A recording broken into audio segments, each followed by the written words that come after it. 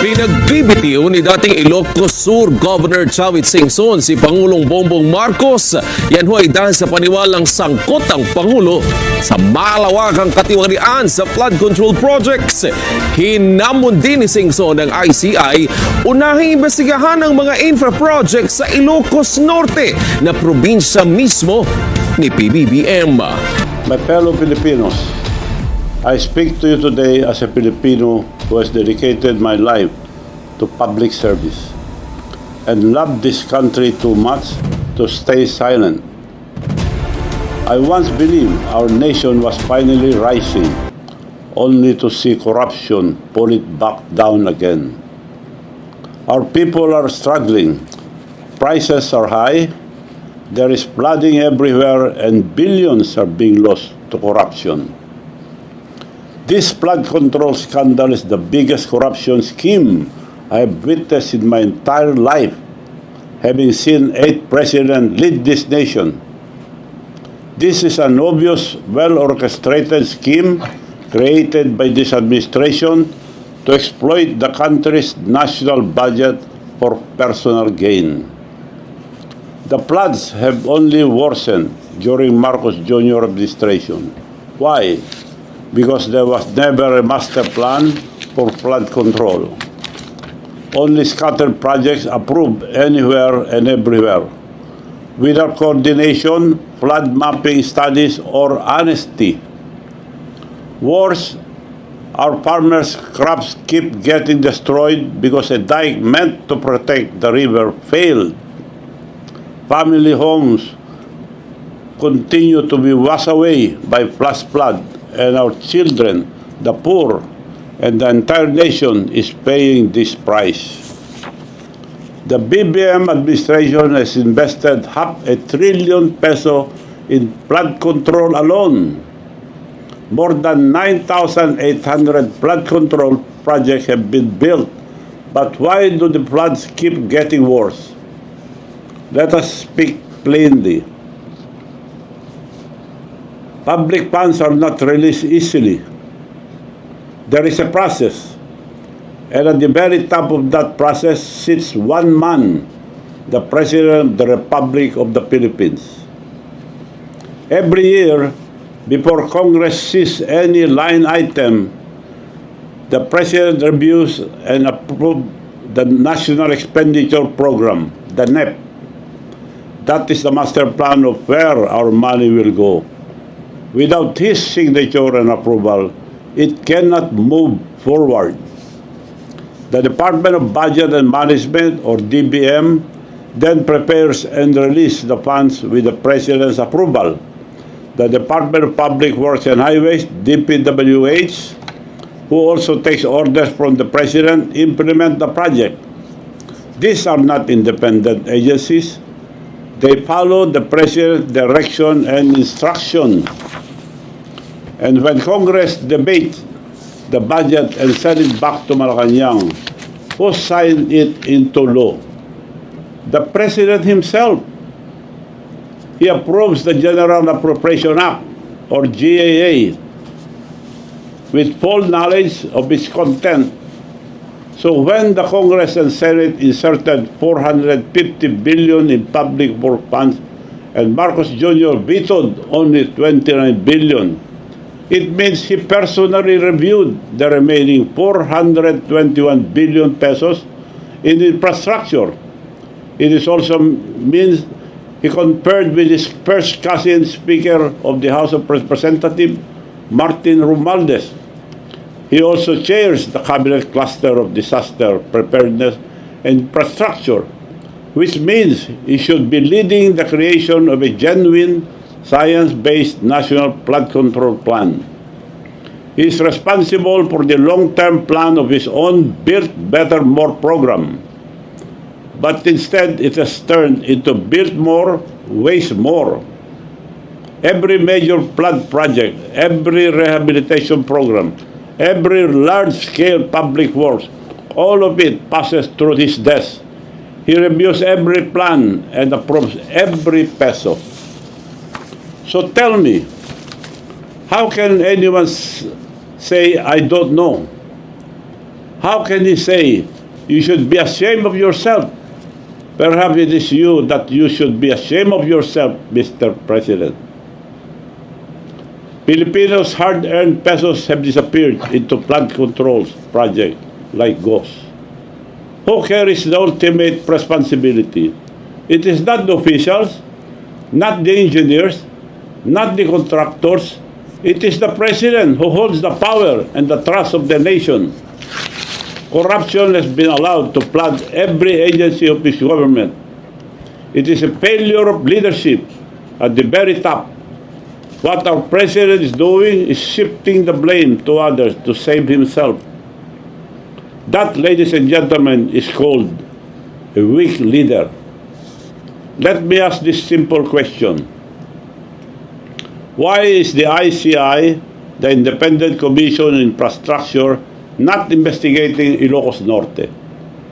Did you know that majority of the flood control projects in Ilocos Norte are contracted to either the Discayas or the newly elected Lawag mayor, handpicked by the President himself? Almost 4 billion pesos has been funded to this mayor, who is their favorite contractor since Bongbong administration. Why is this not being flagged? The controversial Discayas themselves have 2.7 billion flood control projects that are paid in advance, with some uncompleted in Ilocos Norte. Why are the investigations skipping Ilocos Norte? The clearest example of how corruption hides under political protection. If he is doing this in his own province, then there is no doubt he is doing this to the rest of the country. I challenge you, Mr. President, to order your so-called independent body, the ICI, to begin this probe in your own province of Ilocos Norte. Prove credibility first before diverting blame to others. I challenge the youth and the religious group to accompany the ICI in their investigation of Ilocos Norte. I urge the public to call out the engineers and contractors in Ilocos Norte to stop protecting the mastermind. Look at how they will spin the story and try to silence me. The so-called plunder case they filed against me is a baseless complaint, a political weapon meant to destroy me because I have chosen to speak the truth about corruption at the highest level. If there is any truth to any accusations against me, I am willing to go to jail. I am a man of one word. The complainant of this plunder case, Attorney Tili Cordero, who has a record of being suspended for 6 months by the Supreme Court for violation of the Code of Professional Responsibility, or CPR, of lawyers. She even came to my house asking for money, proof of pictures which I will post publicly. She is the first cousin of the mayor I defeated in Narbacan, Mayor Edgardo Zaragoza, the most corrupt mayor that Ilocos Sur has ever had. For 33 years that he and family were mayors, there has been no progress, no new municipal building, no new market, and barely any infrastructure except ghost project. This mayor even had ghost farmers to convert public funds to the mayor's pocket. In my barangay Solbec alone, they appropriated 9 million pesos for the benefits of 65,000 ghost farmers, while the official registered farmers are only 80, with the whole population of Narbacan being only 44,000. I filed that case 10 years ago, but the Ombudsman has not even touched that very blatant case up to now. Why have they accepted this fake complaint against me in just one day, but not act on the real plunder case I filed against Mayor Zaragoza? This is how they operate: silence the whistleblower and protect the corrupt. They attack me because I'm not afraid to tell the truth. But take note, all their paid online troll farms and their attack dogs will never silence me. My countrymen, Let us no longer be fooled. We keep trusting the same name. We were told that Ferdinand Bongbong Marcos Jr. will redeem the Marcos corruption course on the Filipinos. But look around. His government agencies are flooding with corruption. And before it blows up into his face, he used the Suna to tell the story as if he is the hero who uncovered the mess to save himself while deflecting the blame on others. Let's not be made stupid. How many times must we let the same family treat our country like their personal piggy bank? How many times must we trust the same name and expect a different result? If we truly love our country and children, then we must break this cycle. We are on the verge of exposing the biggest corruption scandal in the Philippine history. And should stop now. We should not stop now. Let us not allow the ICI, which was created by the President himself, to control or limit the investigation. Allow different groups to investigate in the ICI who will not be afraid to ask hard questions, and it should be viewed publicly for transparency. We cannot let them protect his friends and his cousins, his family, and most of all, the President himself. Now that the truth is out, we cannot wait for change. We must force it. Thus, in power will not fix this system. It must be the people. First, to our farmers and workers, demand accountability. Your fields are still flooded, even after billions have been spent. Your roads keep collapsing after every storm, and your towns still sink in mud. Second, let the student lead, stand up, organize, and lead the peaceful but powerful movement. This is your future. They are stealing. Stand united. When the youth stand united as one, no power can silence them. Third, and I appeal to all politicians. Politicians should set aside ambition. Forget colors. Forget alliances. This is no longer about politics. This is about restoring the nation's honor. Those who still have integrity, speak now. History will remember the few who stood up and forget the many who stayed silent. Fourth, the police and armed forces stand with the people, not with the powerful.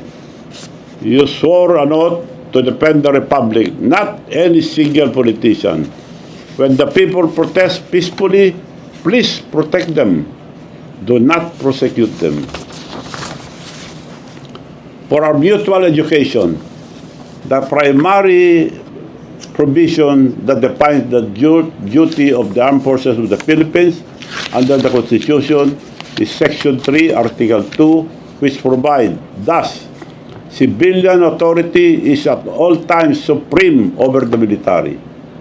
The armed forces of the Philippines is the protector of the people and the state to secure the sovereignty of the state and the integrity of the national territory.